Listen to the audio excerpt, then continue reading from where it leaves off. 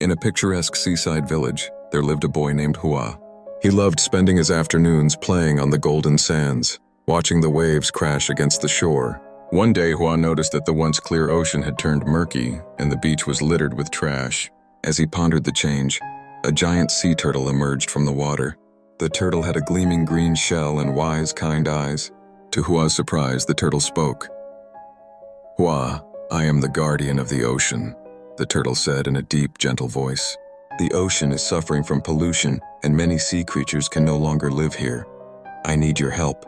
Determined to help, Hua rallied his friends and spoke to the villagers. Together they began cleaning the beach, picking up plastic bags, bottles, and other debris. The children created posters to remind everyone to keep the beach clean and organized events to protect the ocean. Day by day, the beach became cleaner and the water grew clearer. Soon, colorful fish returned, and dolphins leaped joyfully in the waves. The sea turtle reappeared and said, "Thank you, Hua. Because of you, the ocean is beautiful again."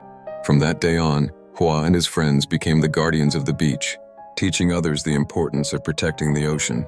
They knew that only by caring for the sea could they ensure that its magical creatures would continue to thrive in their beautiful home.